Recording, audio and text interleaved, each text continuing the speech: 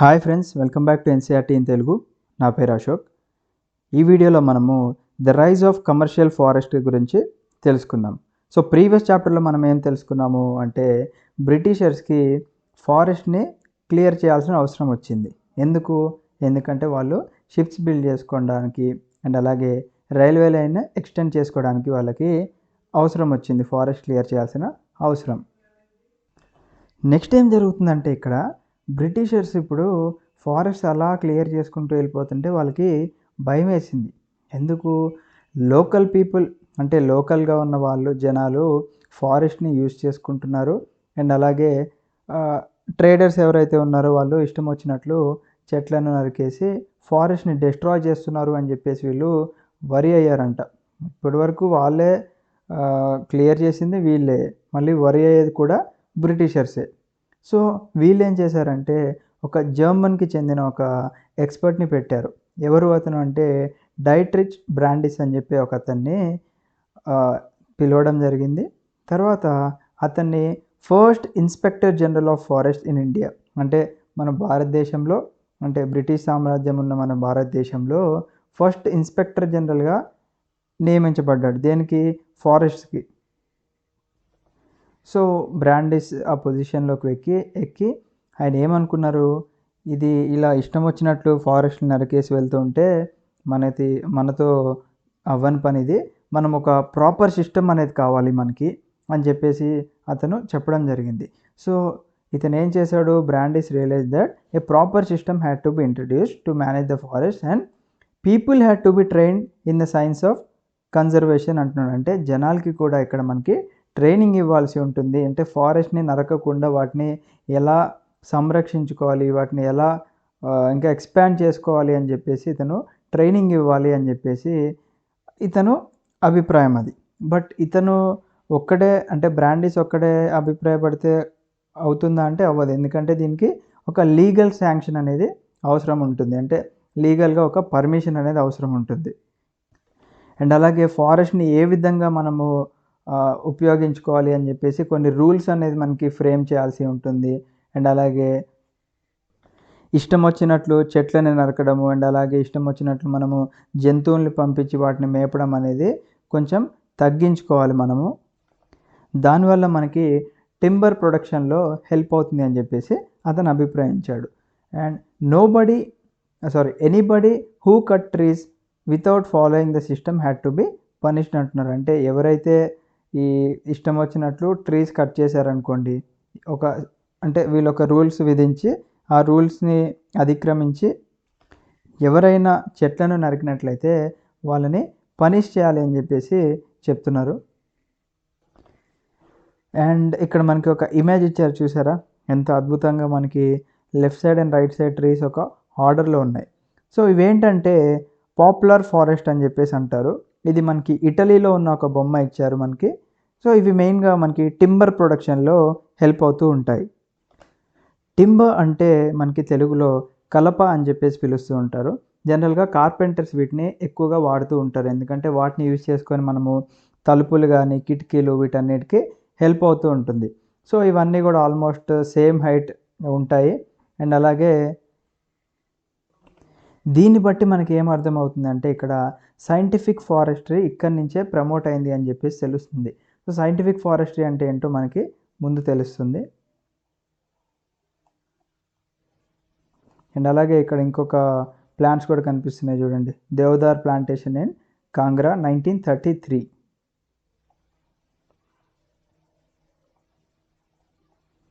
So ఇందాకేం చెప్పుకున్నాం, ఎవరైతే అక్రమంగా చెట్లు నరికినట్లయితే వాళ్ళని పనిష్ చేయాలని చెప్పుకున్నాం కదా. సో మరి బ్రాండిస్ ఆలోచన ఏంటి, అందరినీ ట్రైన్ చేయాలి, మనకి ఒక ప్రాపర్గా రూల్స్ ఇవన్నీ పెట్టుకోవాలంటే మనకి ట్రైనింగ్ అనేది అవసరం అని చెప్పుకున్నాం కదా. సో ఇండియన్ ఫారెస్ట్ సర్వీసెస్ని 1864లో బ్రాండిస్ స్టార్ట్ చేయడం జరిగింది. సో ఇక్కడ చూడండి ఎంత ఇంపార్టెంట్ బిట్టో ఇక్కడ మనకి. So Indian forest service IFS మనకి ఎప్పుడు స్టార్ట్ అయింది అని క్వశ్చన్ అడగచ్చు, 1864. లేకపోతే ఐఎఫ్ఎస్ని స్టార్ట్ చేసింది ఎవరు అని అడగచ్చు, మనకి ఇక్కడ బ్రాండిస్ స్టార్ట్ చేశారు. దీని తర్వాతే ఇండియన్ ఫారెస్ట్ సర్వీస్ స్టార్ట్ చేశారు. అండ్ అలాగే Indian forest act 1865. So Indian forest act ఏ ఇయర్లో స్టార్ట్ అయింది అని అడగచ్చు. సో ఇక్కడ చాలా క్వశ్చన్స్ మనకి ఫ్రేమ్ అవుతున్నాయి. So Brandis Indian forest service 1864 start చేసి ఇండియన్ ఫారెస్ట్ యాక్ట్ 1865కి అతను హెల్ప్ చేయడం జరిగిందనమాట. అంటే ఒక యాక్ట్ తీసుకురావడానికి అతను హెల్ప్ దాంట్లో చాలా ఉంది. తర్వాత the imperial forest research institute అని చెప్పేసి 1906లో స్టార్ట్ చేయడం జరిగింది. అంటే ఫారెస్ట్కి ఇప్పుడు ఆయన ఇందాక చెప్పుకున్నాం కదా, మనకి ట్రైనింగ్ ఇవ్వాలని చెప్పేసి సో దానికి మనకు ఒక ఇన్స్టిట్యూట్ అనేది అవసరం కదా. దాని పేరు ఏం పెట్టారు అంటే ఇంపీరియల్ ఫారెస్ట్ రీసెర్చ్ ఇన్స్టిట్యూట్ అని చెప్పేసి డెహ్రాడూన్లో స్టార్ట్ చేశారు 1906లో. అండ్ ఇక్కడ వాళ్ళు ఏం టీచ్ చేశారు అంటే సైంటిఫిక్ ఫారెస్ట్రీ అనే సబ్జెక్ట్ టీచ్ చేయడం జరిగింది. ఫర్ ఎగ్జాంపుల్ ఇప్పుడు మనము బీటెక్ చేస్తూ ఉంటారు, అంటే ఇంజనీరింగ్ చేసే వాళ్ళకి ఒక్కొక్క ఫీల్డ్ ఉంటుంది కదా, మనకి కంప్యూటర్ సైన్స్, ఎలక్ట్రికల్, ఎలక్ట్రానిక్స్, ఈ విధంగా ఇతను దీంట్లో ఏంటంటే సైంటిఫిక్ ఫారెస్ట్రీ గురించి చెప్తూ ఉంటారనమాట. And many people now including ecologist feel that this system is not scientific at all. So ఇప్పుడు వీళ్ళందరూ ఏమనుకుంటారు, అది అసలు సైంటిఫికే కాదు అని చెప్పేసి ఇప్పుడున్న ఎకలాజిస్టులు ఫీల్ అవుతూ ఉంటారు. సో ఇక్కడ మనకి ఇది కనిపిస్తుంది చూడండి, ద ఇంపీరియల్ ఫారెస్ట్ స్కూల్ డెహ్రాడూన్లో. సో ఫస్ట్ ఫారెస్ట్ స్కూల్ ఇదే మన ఇండియాలో బ్రిటిష్ ఎంపైర్ ఉన్నప్పుడు. So in scientific forestry natural forest which had lots of different types of trees were cut down. అంటే ఈయన ప్రకారం ఏంటంటే ఇందాక మనకి చెట్లను చూసాము, ఒక లైన్లో ఉన్నాయి కదా వరుస క్రమంలో. సో ఈ సైంటిఫిక్ ఫారెస్ట్రీ ప్రకారం ఏంటి అంటే కాన్సెప్ట్, నార్మల్గా ఉన్న ఫారెస్ట్ అంటే న్యాచురల్గా గ్రో అయిన ఫారెస్ట్ ఏదైతే ఉందో ఫస్ట్ దాన్ని అంతా క్లియర్ చేసేస్తారనమాట. తర్వాత అక్కడ వరుసగా సీడ్స్ వేసుకుంటూ వెళ్తే మనకి ఇందాక చూసిన పెద్ద పెద్ద చెట్లులాగా అవుతూ ఉంటాయి. దాన్నే సైంటిఫిక్ ప్లాంటేషన్ అంటాం. మనకి ఇక్కడ చెప్పుకున్నాం కదా సైంటిఫిక్ ఫారెస్ట్రీ అంటే ఏంటి అని చెప్పేసి. సో అదే సైంటిఫిక్ ఫారెస్ట్రీ అంటే ఉన్న మొక్కల్ని and different types of plants ఏవైతే ఫారెస్ట్లో ఉంటాయో వాటన్నిటిని క్లియర్ చేసి కొత్త మొక్కల్ని నాటడమే సైంటిఫిక్ ఫారెస్ట్రీ అంటారు. సో ఈ విధంగా మొక్కలు నాటడానికి ఏం చేసేవాళ్ళంటే ఫారెస్ట్ అఫీషియల్స్ ముందు వచ్చి సర్వే చేసేవాళ్ళు. ఫారెస్ట్ని సర్వే చేసి మనకి ఎంత ఏరియా అయితే కావాలి ఇలాంటి మొక్కలు నాటడానికని వాళ్ళు చూసుకొని ఎవ్రీ ఇయర్ మనం ఎంత ఫారెస్ట్ని క్లియర్ చేస్తే మనకి సరిపోతుంది అని చెప్పేసి వాళ్ళు ప్లాన్లు వేసుకొని ఇలా ఈ విధంగా మొక్కలు నాటుతూ ఉండేవారు. సో కట్ చేసిన తర్వాత మళ్ళీ మొక్కలు పెరుగుతాయి కదా, సో దాని తర్వాత మళ్ళీ ఆ మొక్కల్ని కూడా కట్ చేసేవాళ్ళు అనమాట. ఎందుకంటే అవి కొన్ని సంవత్సరాల తర్వాత పెరుగుతాయి కాబట్టి కట్ చేసేవాళ్ళు, మళ్ళీ ఆ ప్లేస్లో ఇంకొక మొక్కలు వేసుకుంటూ ఆ విధంగా గడిపేవారు. After the forest act was enacted in 1865, it was amended twice. So forest act 1865 వచ్చిన తర్వాత 2 సార్లు దాన్ని అమెండ్ చేశారు. ఇప్పుడు 1878 అండ్ అలాగే 1927. 1878 ప్రకారం ఏంటంటే ఫారెస్ట్ని కేటగిరీస్ కింద డివైడ్ చేయడం జరిగింది. ఏంటిది, ఒకటి రిజర్వ్డ్ ఫారెస్ట్ అన్నారు, ఒకటి ప్రొటెక్టెడ్ ఫారెస్ట్ అన్నారు, ఇంకొకటి విలేజ్ ఫారెస్ట్ అన్నారు. సో రిజర్వ్డ్ ఫారెస్ట్ అంటే ఇక్కడ మనకి అర్థమవుతుంది ఇది ఓన్లీ పర్టికులర్ పర్పసెస్కే యూజ్ చేయాలి అండ్ వేరే ప్రజలకి దీంట్లో ఏం చేయడానికి లేదని. సో రిజర్వ్డ్ ఫారెస్ట్లో ఏం జరిగేదంటే villagers could not take anything from the forest even for their own use. So అక్కడ నివసించే గ్రామస్తులు ఆ రిజర్వ్డ్ ఫారెస్ట్ నుంచి ఏమీ తీసుకోవడానికి అవకాశమే లేదనమాట. అండ్ ఫర్ హౌస్ బిల్డింగ్ కానీ లేకపోతే వాళ్ళకి పొయ్యి పెట్టుకోవడానికి కానీ వీళ్ళేంటి only protected or village forest నుంచే కర్రల్ని తెచ్చుకోవాల్సిన ఆస్కారం ఉందన్నమాట. బట్ ఓన్లీ రిజర్వ్డ్ ఫారెస్ట్లో మాత్రం వీళ్ళకి ఎంటర్ అయ్యే ఛాన్స్ లేదు ఇక్కడ. అండ్ అలాగే ఇక్కడ సైంటిఫిక్ ఫారెస్ట్రీకి మనం చెప్పుకున్నాం కదా, దాని గురించి కూడా ఇచ్చారు ఇక్కడ. So how are the lives of people affected, దీనివల్ల అక్కడున్న జనాలకి ఏ విధంగా ఎఫెక్ట్ అయింది అని చెప్పేసి మనం చూసుకుందాం. సో ఇక్కడ ఫారెస్టర్స్కి అండ్ అలాగే విలేజర్స్కి, అంటే ఫారెస్ట్ డిపార్ట్మెంట్లో పనిచేసే ఫారెస్టర్స్కి అండ్ అలాగే విలేజర్స్కి డిఫరెంట్ ఐడియాస్ ఉన్నాయి. ఇప్పుడు ఒక్కొక్కళ్ళ మైండ్ సెట్ అనేది ఈక్వల్గా ఉండదు కదా, డిఫరెంట్గా ఉంటుంది. కాబట్టి ఫారెస్టర్స్ ప్రకారం ఒక ఐడియా ఉంది ఫారెస్ట్ గురించి, అండ్ విలేజర్స్కి ఫారెస్ట్ గురించి ఒక ఐడియా ఉంది. అదేంటో ఒకసారి చూద్దాం మనం. Villagers wanted forest with a mixture of species to satisfy different needs, fuel, fodder and leaves. So ఇప్పుడు విలేజర్స్ అనుకోండి, వాళ్ళకి ఏం కావాలి మెయిన్గా, వాళ్ళకి ఫారెస్ట్లో అన్నం కానీ ఏదో ఒకటి వండుకోవడానికి వాళ్ళకి కట్టె పుల్లలు కావాలి, అదొకటి. లేకపోతే తినడానికి ఫ్రూట్స్ కానీ లీవ్స్ కానీ ఆ, ఏదో ఒకటి కడుపు నిండడానికి కావాలి. అండ్ అలాగే వాళ్ళకి ఫాడర్ కూడా అవసరం. బట్ ఫారెస్ట్ డిపార్ట్మెంట్కి ఏంటి, ఎవరు మా ఫారెస్ట్ని యూజ్ చేయకూడదు, ఎవరు ఇల్లీగల్గా కట్ చేయకూడదు, కట్ చేస్తే మేమే కట్ చేస్తాము, కట్ చేసినవన్నీ దేనికి యూజ్ చేస్తాం మేము, for building ships and railways, అంటే వాళ్ళ నౌకలకి మరియు రైల్వే ట్రాక్ వేయడానికి మనకి యూజ్ చేస్తామని చెప్పేసి వీళ్ళు చెప్తున్నారు.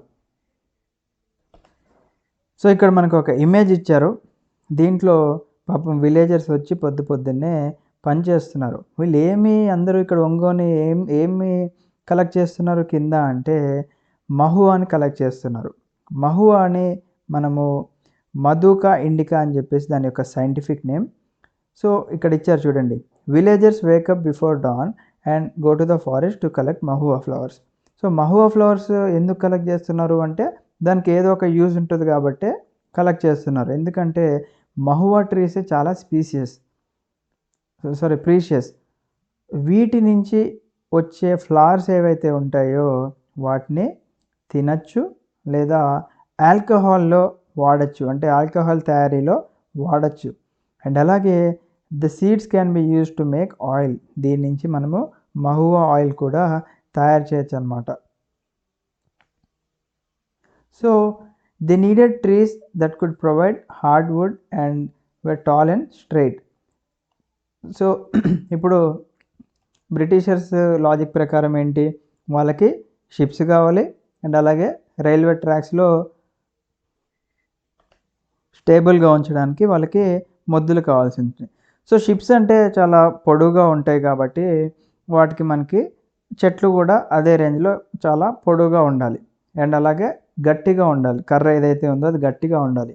సో దాని ప్రకారం ఏమంటున్నారు అంటే వాళ్ళకి హార్డ్ వుడ్ ఒకటి కావాలి, అంటే ఏదైతే గట్టిగా ఉన్న చెక్క అది కావాలి అండ్ అవి పొడుగ్గా ఉండాలి, స్ట్రైట్గా ఉండాలి. ఈ విధంగా ఉన్నట్లయితేనే వాళ్ళకి షిప్స్ తయారీలో యూజ్ అవుతాయి అండ్ అలాగే మనకి రైల్వే లైన్లో కూడా యూజ్ అవుతాయి అని చెప్పేసి చెప్తున్నారు.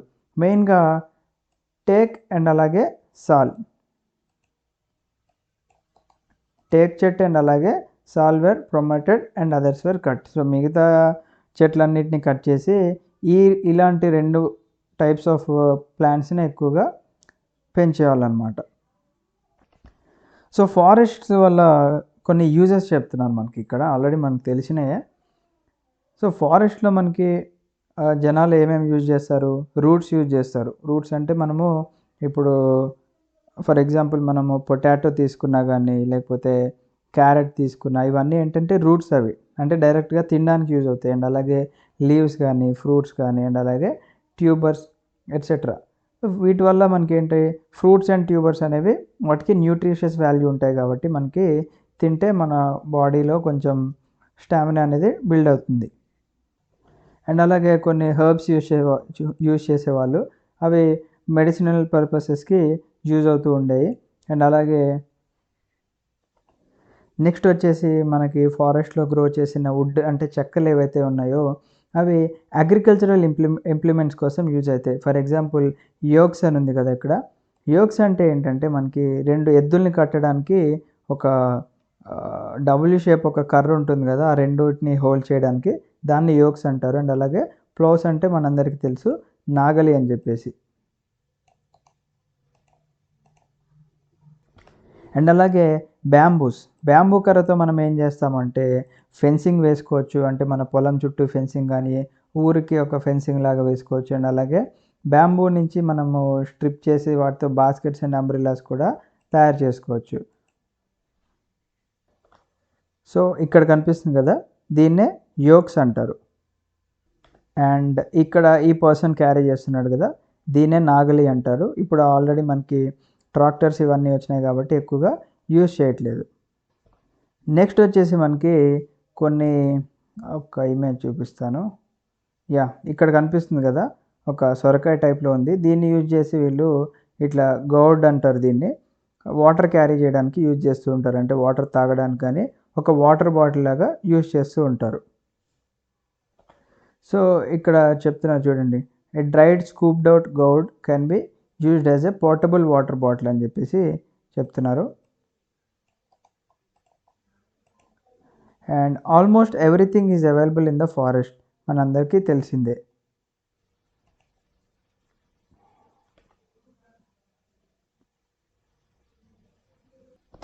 నెక్స్ట్ వచ్చేసి siadi creeper can be use to make ropes అన్నారంటే, ఈ విధంగా లడ్డు తాడులు తయారు చేయడానికి యూజ్ అవుతూ ఉంటుంది మనకి.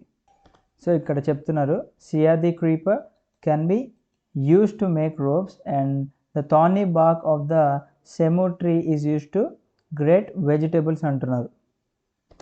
నెక్స్ట్ ఏమంటున్నారు, the thorny bark of semu tree అంటే మనకి ముళ్ళు లాగా ఒక చెట్టు ఉంటుంది, దాన్ని యూజ్ చేసుకొని మనం వెజిటేబుల్స్ క్రియేట్ చేసుకోవచ్చు. వెజిటేబుల్స్ క్రియేటింగ్ అంటే వెజిటేబుల్స్ తరగడం, అది చూపిస్తా ఒకసారి.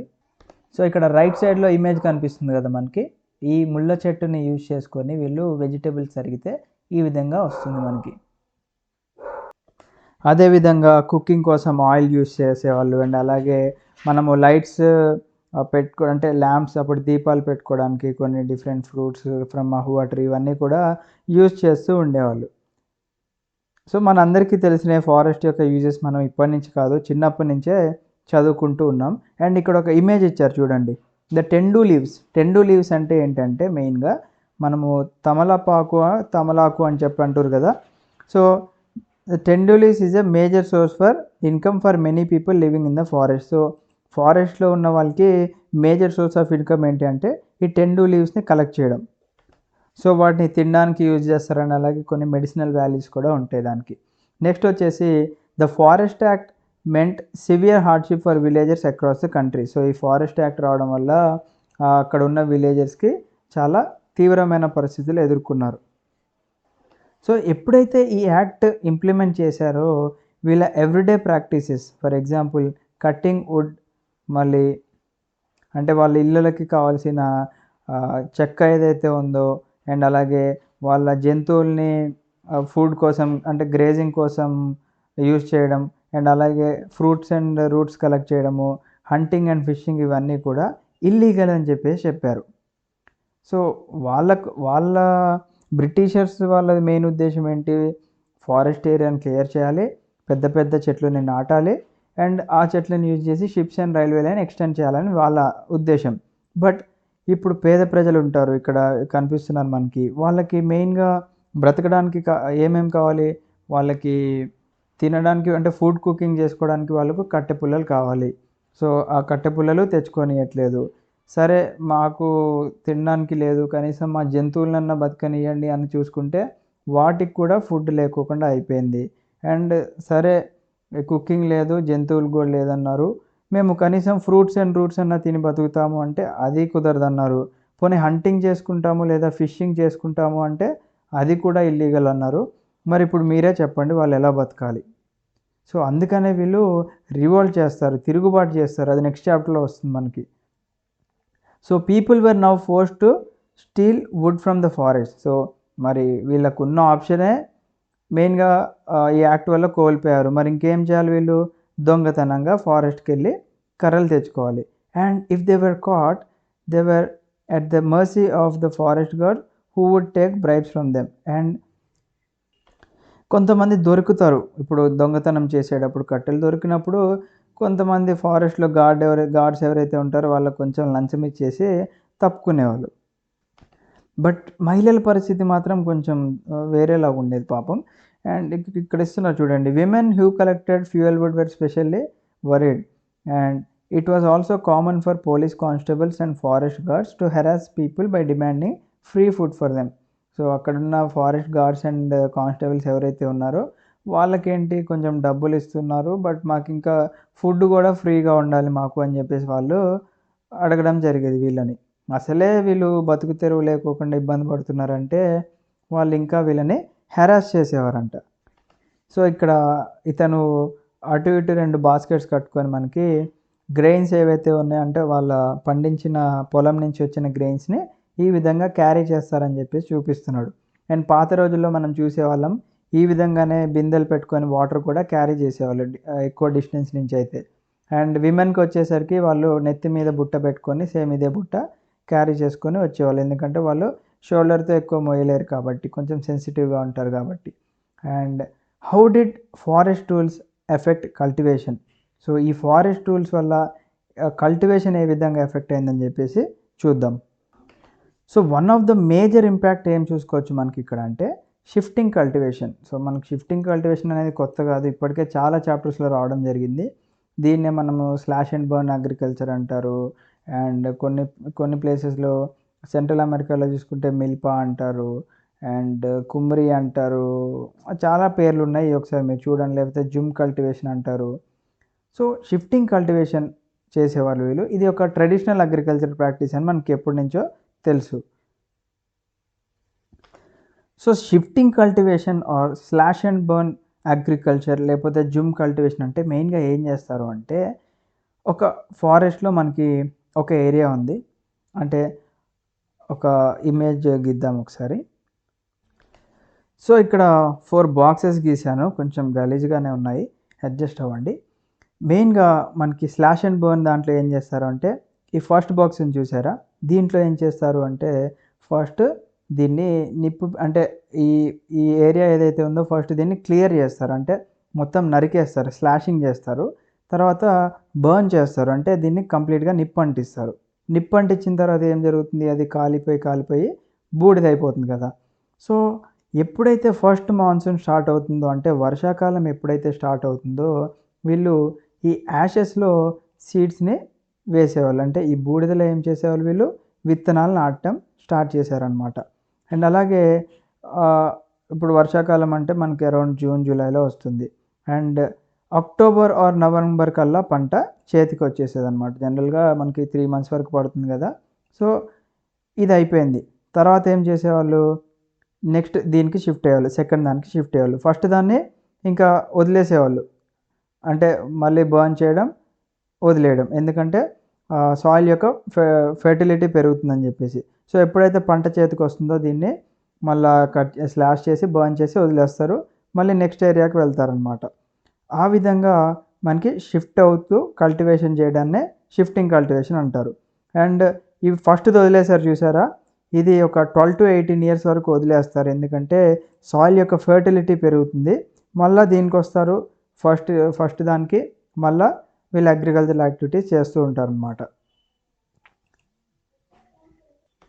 సో ఇలాంటి ఏరియాస్ పైన జనరల్గా ఏం చేస్తారంటే ఏ mixture of crops is grown on this plots, అంటే ఒక పొలమే కాకుండా అంటే దీంట్లోనే డిఫరెంట్ టైప్స్ ఆఫ్ సీడ్స్ వేసి మల్టిపుల్ యూసెస్కి వాళ్ళు వాడుతూ ఉంటారు. And in central India and అలాగే ఆఫ్రికాలో చూసుకున్నట్లయితే ఎక్కువగా మిల్లెట్స్ పండిస్తూ ఉంటారు. అండ్ బ్రెజిల్లో అయితే manioc, and other parts of Latin America చూసుకుంటే మేజ్ అండ్ బీన్స్ ఎక్కువగా పండిస్తూ ఉండేవాళ్ళు. సో ఇక్కడ ఒక ఇమేజ్ కనిపిస్తుంది మనకి, ఇమేజ్లో వీళ్ళు పెద్ద పెద్ద బ్యాంబూస్ పట్టుకొని ఉన్నారు. మరి ఏం చేస్తున్నారు భూమికి వెళ్ళి చూస్తూ అంటే, దీన్నే టౌంగియా కల్టివేషన్ అంటారు. So what is meant by taungya cultivation అని కూడా మనకి ఎగ్జామ్లో అడగచ్చు. సో టౌంగియా కల్టివేషన్ అంటే ఇది ఒక సిస్టమ్. దీంట్లో ఏం చేస్తారంటే లోకల్ ఫార్మర్స్ ఎవరైతే ఉన్నారో, అంటే లోకల్గా ఉన్న రైతులు ఎవరైతే ఉన్నారో వాళ్ళందరూ ఈ పెద్ద పెద్ద కర్రలు తీసుకొచ్చి దీనికి కింద టిప్లో ఒక ఐరన్ పోల్ లాంటిది ఉండేదన్నమాట, చిన్నది. దాంతో ఏం చేస్తారు, గ్రౌండ్ని పొడుస్తారు.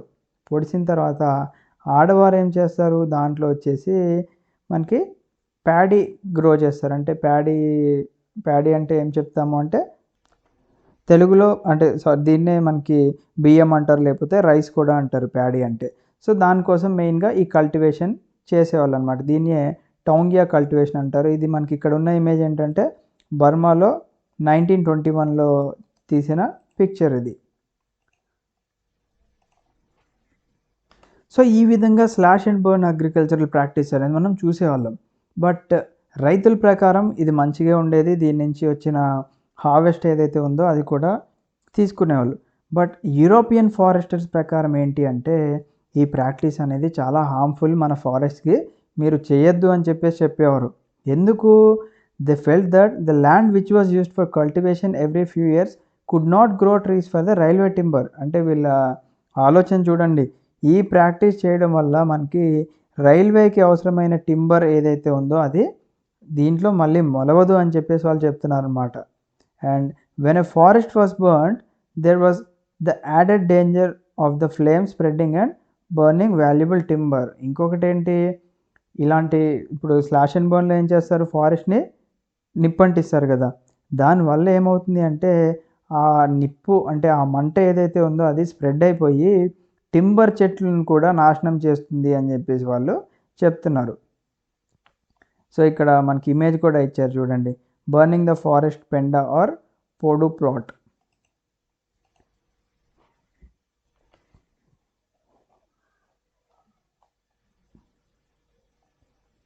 And shifting cultivation also made it harder for the government to calculate taxes.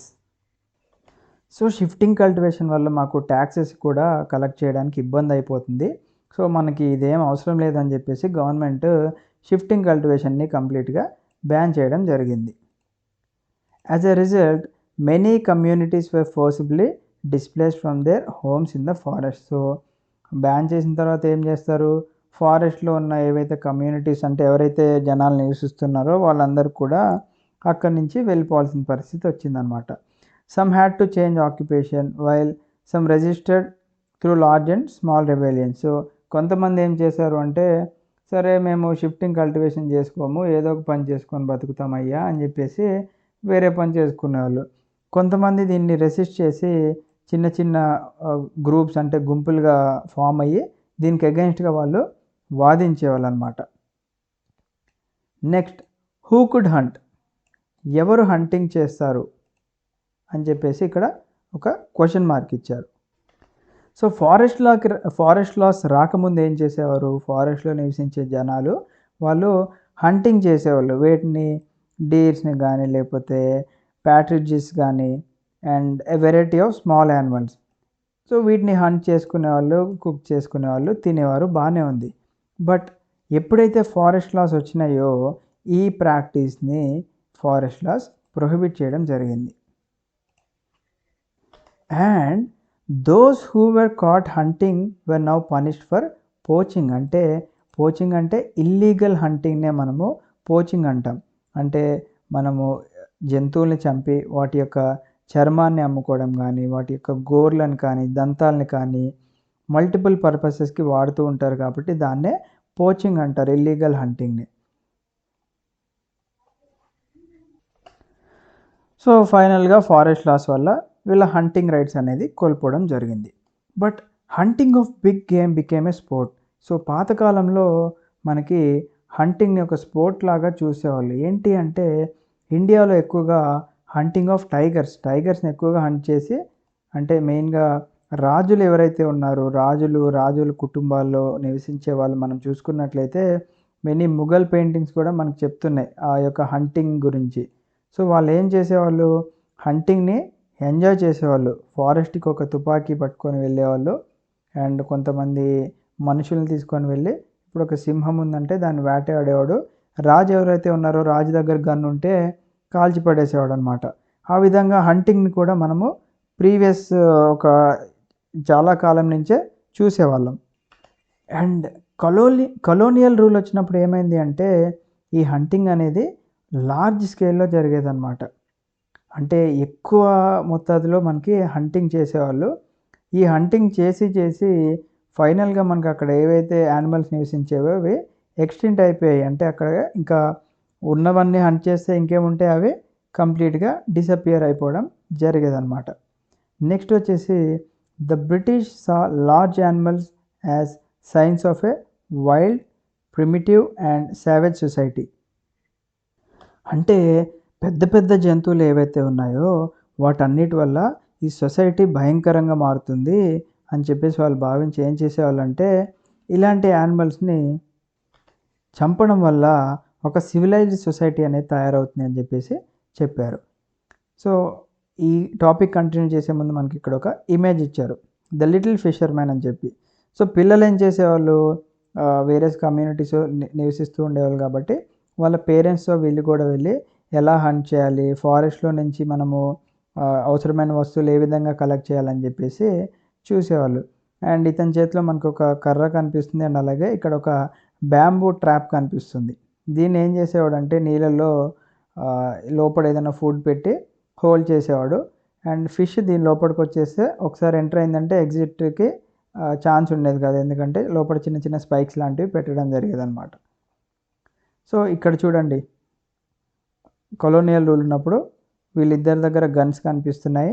And మన ఇండియన్స్ ఎవరైతే పని చేసే వాళ్ళు ఉన్నారో వాళ్ళు కూడా సహకరించేవాళ్ళు. అండ్ అలాగే ఇక్కడ చూడండి ఎన్ని టైగర్స్ని చంపడం జరిగిందో. వీళ్ళ వల్లనే మనకి టైగర్ పాపులేషన్ కూడా తగ్గిపోయింది.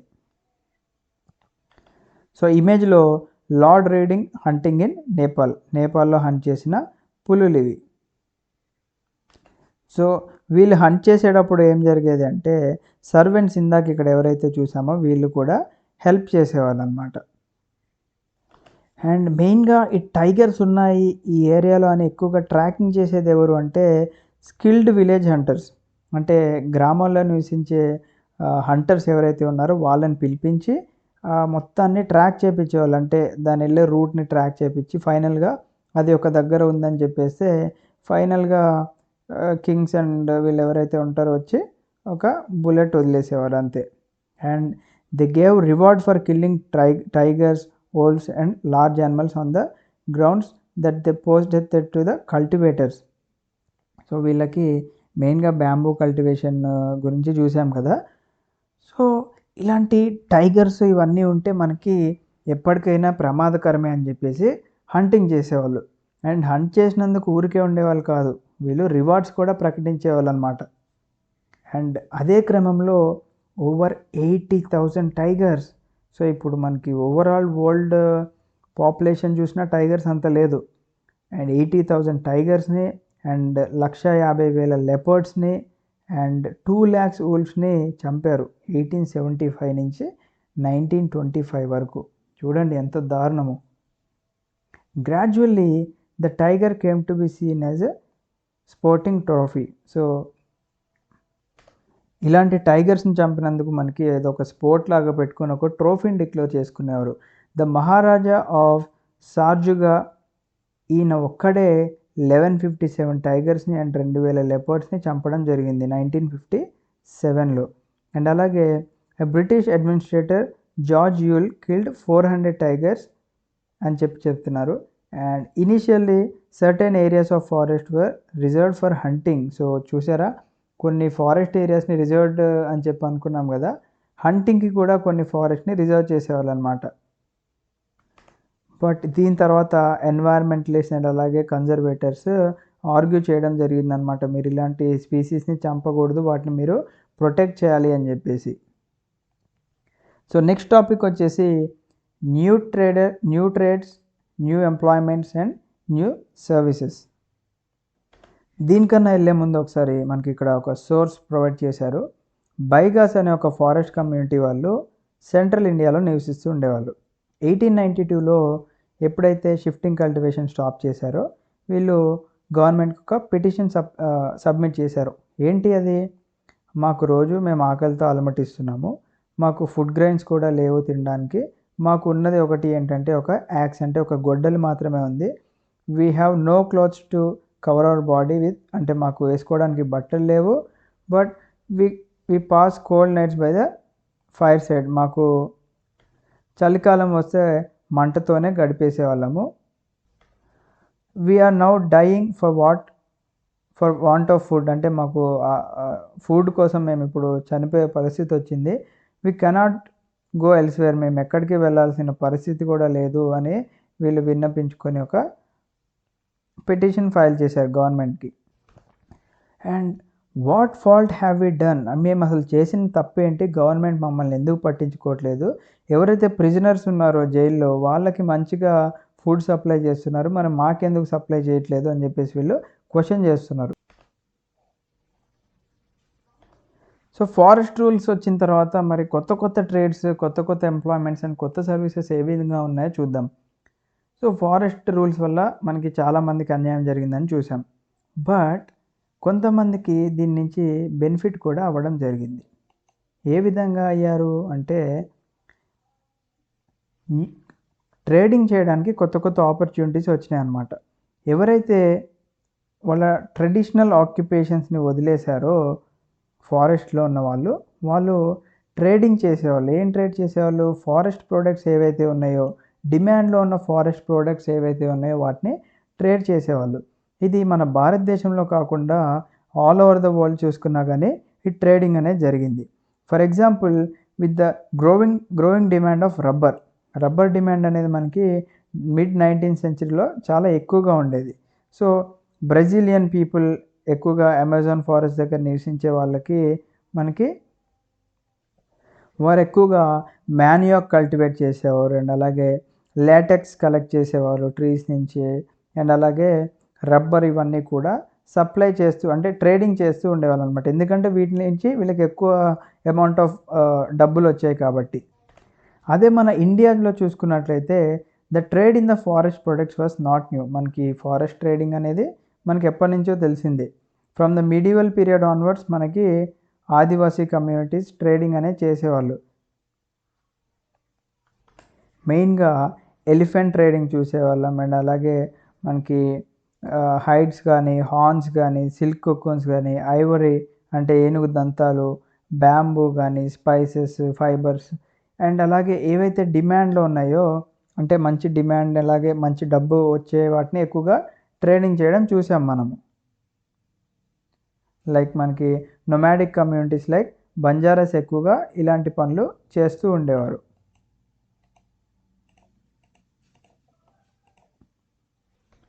బట్ బ్రిటిషర్స్ వచ్చిన తర్వాత ఏం చేశారు?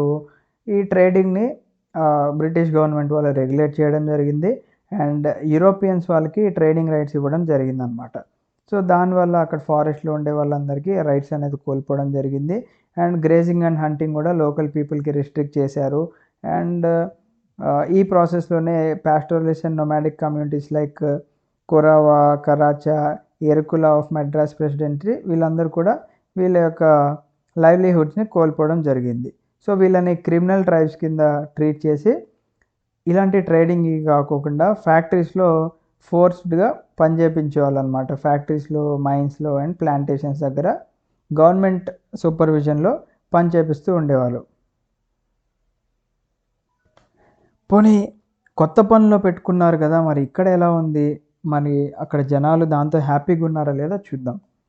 New opportunities of work did not always mean improved wellbeing of the people. అంటే కొత్త అవకాశాల వల్ల మనము జనాల యొక్క లైఫ్ స్టైల్ ఇంప్రూవ్ అయిందని చెప్పేసి చెప్పుకోలేం. ఎందుకంటే అస్సాంలో both men and women from the forest communities, అస్సాంలో నివసించే మగవారు అండ్ ఆడవారు ఏదైతే సంతాల్స్ కమ్యూనిటీకి చెందిన వాళ్ళు ఉన్నారో అండ్ అలాగే ఒరావన్స్ కమ్యూనిటీ వాళ్ళు ఉన్నారో జార్ఖండ్ అండ్ అలాగే ఛత్తీస్గఢ్ యొక్క గోండ్స్ ఇలాంటి వర్క్కి రిక్రూట్ చేసుకునేవాళ్ళు. ఇదేంటి మెయిన్గా టీ ప్లాంటేషన్కి.